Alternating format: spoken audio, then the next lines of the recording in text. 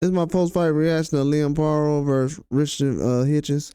This was a very good fight between Paro and Hitchins. Hitchins came out in the second half of this fight and didn't get touched at all in this fight. From round 5, 6, and on, Paro couldn't do anything. He came out being aggressive, boxing well, using the jab well, throwing some good hooks, left hand. But Paro, he tried to counterpunch early, and then he tried to be aggressive. And after a while, Hitchens kind of timed him and figured out everything. He just stayed away from the left hand. He told him what he was going to do. He said, all you got is a left hand, and that's all I got to worry about. And Hitchens really was just focusing on the left hand. He wasn't worried about the jab doing any damage. And he knew that he could outscore the jab, so he paced himself early on. And Paro, he starts off very fast. Hitchens starts off slow.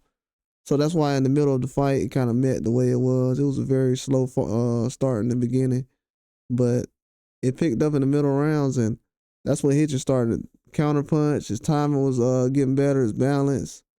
He was counterpunching Liam Paro so well that he wasn't even moving in certain situations. Paro had to basically almost fall into him for him to move when he was throwing that right hook, left hook, counterpunch. You check right hook, left hook every time on Paro, and it was a good strategy. Paro definitely said he didn't want Hitchens to run, and that's what he got. He got a fighter who did not run the whole time, and he has to realize when he looks back at this fight, he's gonna notice that he didn't do as much as he thought he was gonna do. And the fight didn't turn out as well as he expected.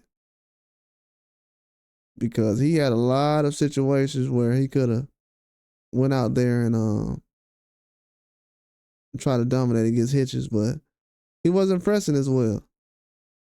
He wasn't pressing well, especially in the late rounds. Late rounds, he definitely wasn't pacing. Late rounds, he definitely wasn't. Liam Paro let the fight get away from him way too much. And he's going to regret it. He's going to regret it. Because a lot of things he did in that fight, it was like to the point where he said, I don't want to get dropped. I don't want to get exposed to a left hand. And that's how he boxed. That's how he boxed the whole time.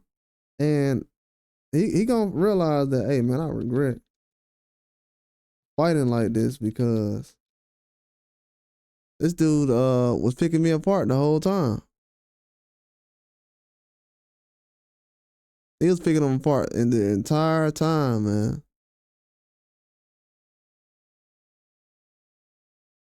That's the weird part about it. He was getting picked apart the whole time. And he did a good job boxing, like, just couldn't make any adjustments. And couldn't get past those combinations and the counterpunching of Hitchens. It was that tough. It definitely was that tough. That was a very good fight, though. It definitely lived up to the expectations that it had, just from what I've seen. But Richard Hitchens, the new champion at 140, he's expected to call out. Well, he called out Teofimo Lopez, Devin Haney. He wants to make the big fights, so he's gonna be very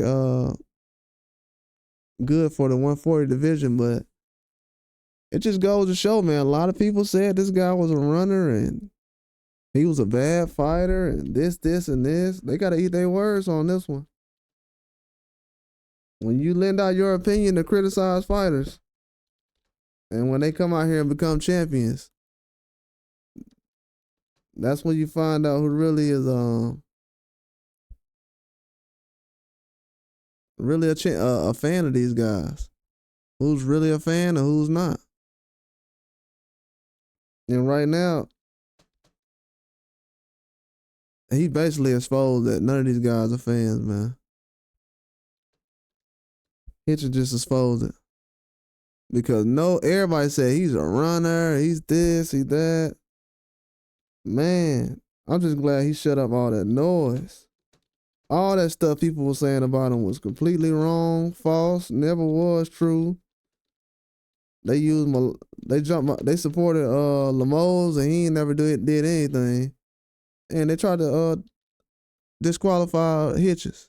So I'm glad he went out there and got this victory. It was well deserved, well earned. And they gotta live with the criticism they gave against him because he went out there and shut down Paro and after Matias got shut down. So the guy at the 140 division that everybody said was trash and won't be able to do nothing with nobody, he's ducking and he's scared to make the IBF weight clause and everything else. Well, look what happened. Now he the champion.